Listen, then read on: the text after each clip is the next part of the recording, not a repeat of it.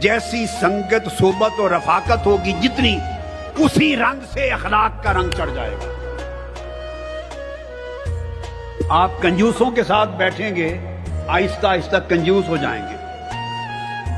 آپ سخیوں کے ساتھ بیٹھیں گے، آپ کی طبیعت میں سخاوت آتی جائے گی۔ آپ عبادت گزاروں کے ساتھ بیٹھیں گے، عبادت کا شوق پیدا ہوتا جائے گا۔ آپ غافلوں اور پینے پلانے والوں کے پاس بیٹھیں گے، آپ کی طبیعت سے دین نکلتا چلا جائے گا۔ چوروں اچکوں اور کرپٹ لوگوں کے ساتھ بیٹھیں گے تو آپ کے اندر کرپشن داخل ہوتی چلی جائے گی۔ اور زاہد اور بے نیاز لوگوں کی صحبت میں بیٹھیں گے تو دنیا اور مال کمتر ہوتا چلا جائے گا۔ جیسی صحبت و سنگت ہوگی ویسا رنگ آپ کے اخلاق کو چڑھتا ہے۔ لہذا صحبت اچھی اختیار کریں، صحبت اچھی اختیار کریں زندگی میں۔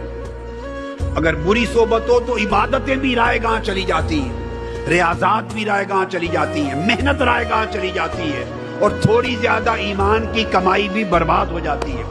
بری صحبت سب کچھ لے کے ڈوب جاتی ہے، اور اچھی صحبت ہو تو بڑی چیزوں کو ترا دیتی ہے۔ اب حدیث پاک میں آقا علیہ السلام نے فرمایا، امام احمد بن حنبل نے مسند میں، امام ترمذی نے روایت کیا حضرت ابو ہریرہ سے، آقا علیہ السلام نے فرمایا المرء علی دین خلیلہ فلینظر احدکم من یخالل۔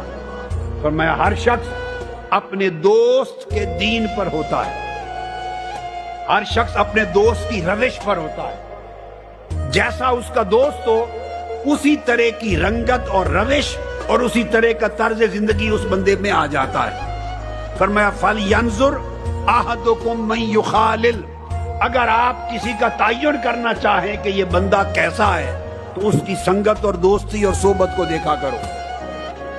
اس کی سنگت کیسی ہے، اس کی دوستی کیسی ہے، کن کے ساتھ اٹھتا بیٹھتا ہے، اس کے دوستوں سے اور صحبت اور سنگت سے اس بندے کے کردار کا، اس کی سنگت سے اس بندے کے کردار کی رنگت کا اندازہ ہو جاتا ہے۔ قرآن مجید نے کہا کونوا مع الصادقین، سچوں کی سنگت میں رہا کرو،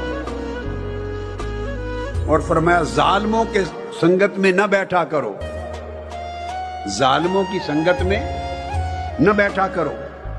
پھر حدیث پاک میں آقا علیہ السلام نے فرمایا کہ اللہ رب العزت ارشاد فرماتے ہیں جو اللہ کا ذکر کرنے والے لوگ ہیں، اللہ کا ذکر، ہم القوم لا یشقی بہم جلیسہم، اللہ کا ذکر کرنے والے ایسے اچھے لوگ ہیں کہ جو ان کی صحبت اور سنگت میں بیٹھ جائے وہ بھی محروم نہیں رہتا، کچھ نہ کچھ رنگ اللہ کے ذکر کا اس پر بھی چڑھ جاتا۔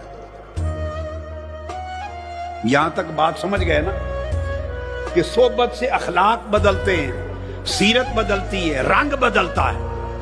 اس لیے بڑی بڑی ہستیاں، 4 اماموں کا نام لوں گا ائمہ فقہ، امام اعظم ابو حنیفہ، علم اور فقہ کے دین کے کتنے بڑے امام تھے، مگر اپنے وقت کے ایک مجذوب، بہلول مجذوب، جسے بہلول دانا کہتے ہیں، ان کی صحبت میں جا کے بیٹھتے تھے۔ خود امام تھے علم کے مگر ایک مجذوب کی صحبت میں بیٹھتے تھے۔ کیوں کہ مجذوب اللہ کی سنگت میں بیٹھنے والا ہوتا۔ امام مالک خود امام تھے فقہ کے مگر حضرت محمد بن المنکدر کی سنگت میں بیٹھتے تھے۔ امام شافعی امام تھے اپنے وقت کے اور حضرت ابو حمزہ بغدادی کی سنگت اور صحبت میں بیٹھتے تھے۔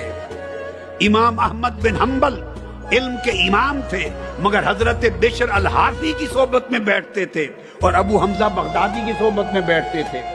ارے یہ علم کے، فقہ کے، قرآن کے، حدیث اور سنت کے اتنے بڑے امام کہ ساری دنیا ان کی طرف چل کے جاتی، اور یہ ان اولیاء اور صوفیاء اور اللہ والوں کی صحبت اور سنگت میں بیٹھتے جو ظاہری علم میں ان کے برابر نہیں تھے، مگر ان کی صحبت کیوں لیتے؟ کیونکہ ان کی صحبت سے ان کے باطن پہ رنگ چڑھتا تھا، ان کے اخلاق بدلتے تھے، ان کے حوالے باطنی بدلتے تھے، اللہ سے قربت نصیب ہوتی تھی۔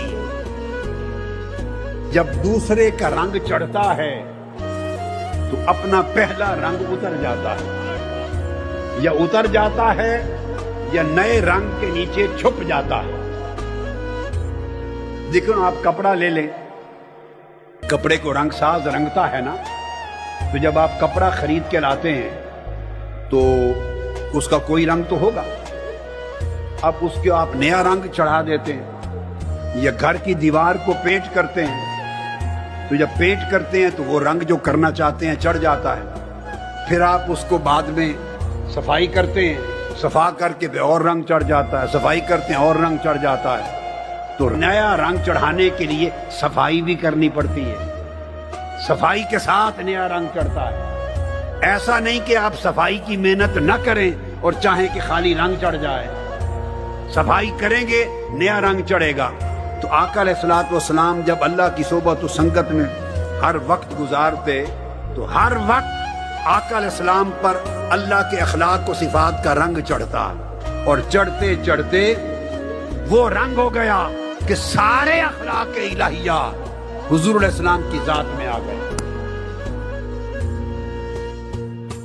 اس لیے ائمہ نے کہا، حضرت شیخ اکبر نے تلقیح الاذہان میں لکھا، اور امام غزالی نے احیاء علوم الدین میں بیان کیا، اور بڑے ائمہ، اور وہ کہتے ہیں کہ ان للہ 360 خلقہ، اللہ تعالیٰ کے 360 اخلاق ہیں۔